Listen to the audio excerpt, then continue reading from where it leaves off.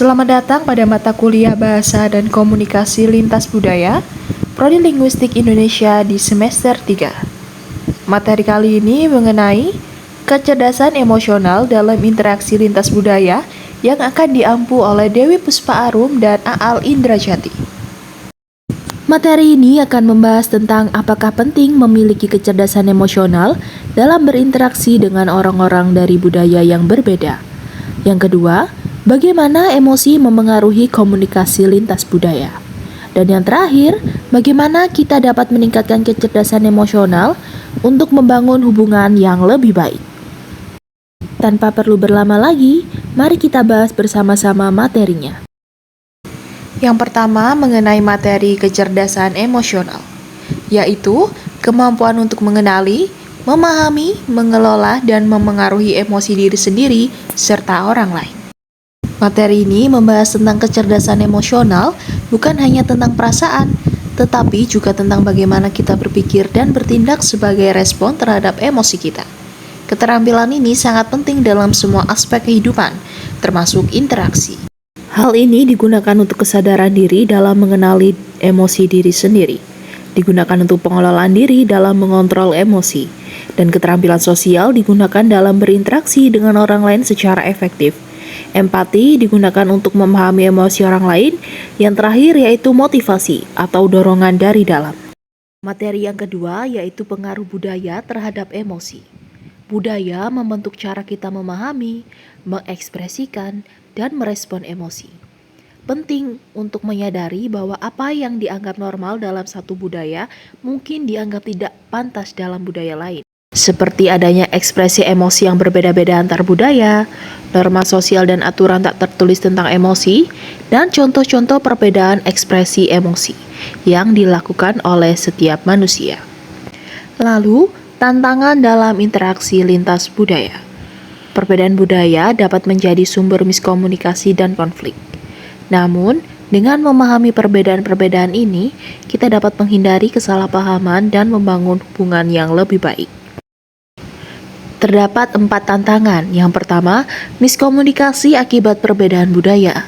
Yang kedua, stereotip dan prasangka. Yang ketiga, konflik yang disebabkan oleh perbedaan nilai. Dan yang terakhir, perbedaan dalam ekspresi emosi. Hal inilah yang menjadi tantangan dalam interaksi lintas budaya yang bisa menimbulkan miskomunikasi serta konflik. Lalu, apa sih pentingnya kecerdasan emosional dalam interaksi lintas budaya? Sangat penting untuk mengatasi kesalahpahaman budaya, untuk mengelola emosi dalam konflik budaya, dan empati dalam lintas budaya. Kecerdasan emosional ini memungkinkan kita untuk berempati dengan orang lain.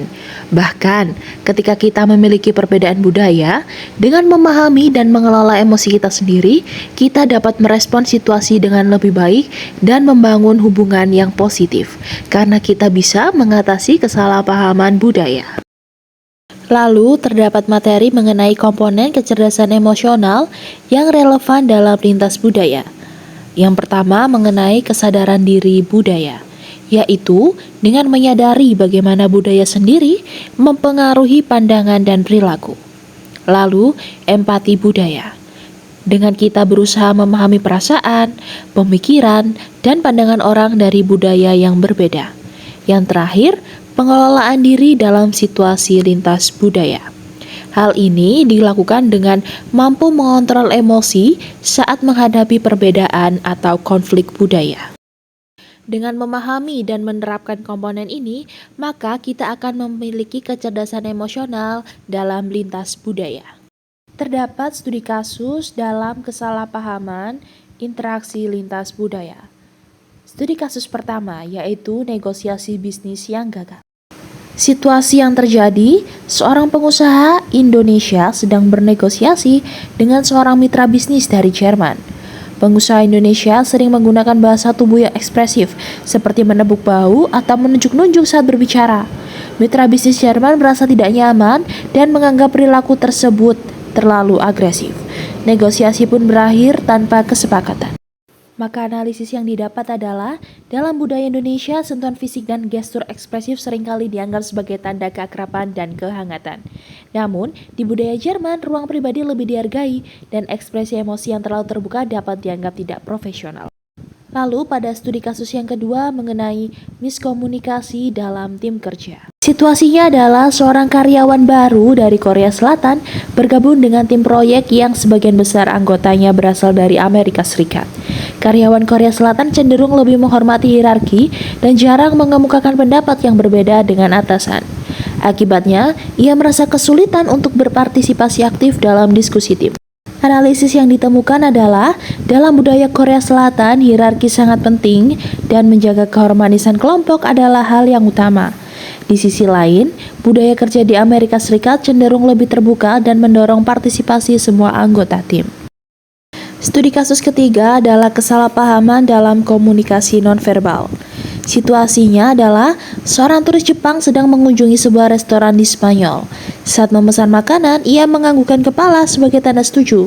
Namun, pelayan malah bingung karena dalam budaya Spanyol, menggelengkan kepala adalah tanda setuju. Analisis yang didapat adalah bahasa tubuh memiliki makna yang berbeda-beda di setiap budaya. Di Jepang, menganggukkan kepala adalah tanda setuju, sedangkan di Spanyol, menggelengkan kepala yang berarti tidak sering digunakan untuk menunjukkan persetujuan. Jadi, pelajaran apa yang dapat diambil dari 3 studi kasus tersebut? Tentunya yang pertama adalah kesadaran budaya. Penting untuk menyadari bahwa setiap budaya memiliki nilai, norma, dan cara berkomunikasi yang berbeda-beda. Yang kedua, empati.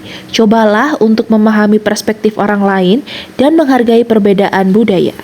Yang ketiga, komunikasi yang efektif. Gunakan bahasa yang jelas dan sederhana, serta perhatikan bahasa tubuh dan intonasi suara. Yang terakhir, adaptasi. Bersedia untuk menyesuaikan diri dengan budaya lain dan mencari cara untuk berkomunikasi secara aktif. Sekian materi hari ini. Terima kasih. Semoga harimu menyenangkan.